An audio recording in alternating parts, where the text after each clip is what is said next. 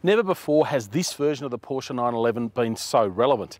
It's the Carrera 4S with the 4 denoting all-wheel drive or four-wheel drive, whereby some of the drivers centre the front wheels as well as those massive rears. So why is it so relevant? Because the engine hiding under here is turbocharged for the first time ever in a Carrera. It's got more power and more torque than ever before, more grunt to try and get to the road. Yep, Porsche is shifting to an all-turbo family, from the Carrera to the flagship turbo. That's turbo with a capital T. The only exception is the 911 GT3, a car created for the racetrack to a strict set of regulations. It's a big move, and one that has created plenty of debate amongst the Porsche faithful. You see, there's something pretty special about a naturally aspirated engine, especially when it's built by Porsche. But tightening emissions regulations have forced the move to forced induction, and in the process created one hell of a marketing and engineering challenge. The marketing challenge revolves around the names. You see, the turbo, that's the real turbo with a capital T, has always been the only one with a turbo, but now they all have turbos. Still, Porsche reckons they'll get around that with the badging on the back. The one with turbo written on the back is the big powerful one. The Carrera, well, that's the lesser one. But it was the engineering challenge that was even bigger. You see, to start with, the engineers had to fit those 2 turbos in. And there's not a whole lot of room back there in what is a fairly compact body. It then has to do everything we've expected for a 911 for years. It has to look, smell, feel, sound exactly like a Porsche should. So that means a free revving character. It means a cracking sound. It means getting all that personality absolutely nailed. So, has it worked?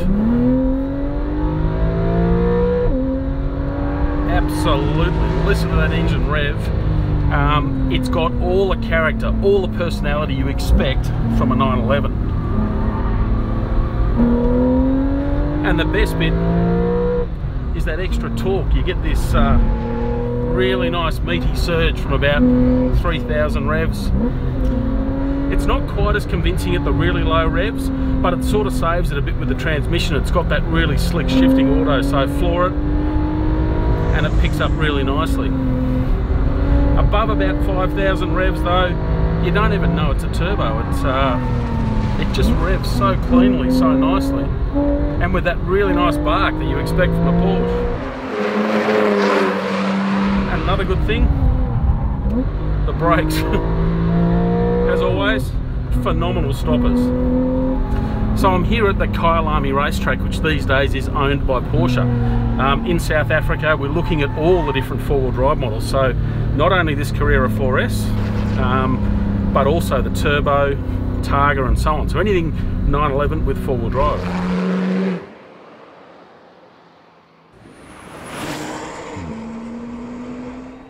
But when you talk all-wheel drive Porsches, there's one at the top, the pinnacle, and that's the one I'm in now, the Turbo. So you're looking at 50% more torque, up to 750 Newton meters. So you squeeze that throttle and you have so much grunt, it's ridiculous.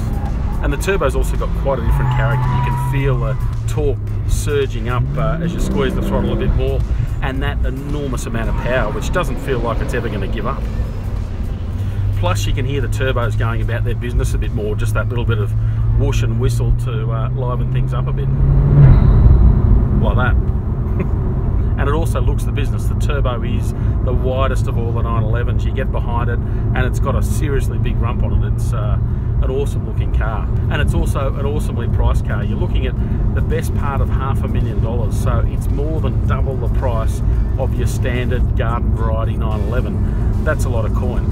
But it's also a lot of supercar. And for me, the thing that does it for this Turbo is just how easy it is to live with day to day. It is comfortable in the cabin. It's fairly comfortable over bumps. It's pretty good in terms of transmission and just ease of use generally. It's a phenomenally livable supercar.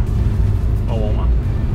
And really it's this Turbo that you absolutely need that four-wheel drive system for. It's got so much go, so much punch off the line. They claim 0 to 100 in 2.9 seconds, but the Porsche engineers will quietly tell you that it'll do it in more like 2.6. So one of the quickest cars in the world without a doubt.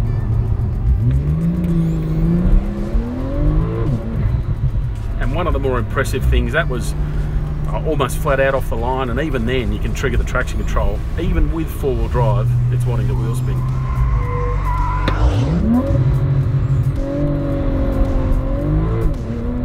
That's one of the quickest ways you are ever going to get off the line. It's it does it so easily. It's incredible.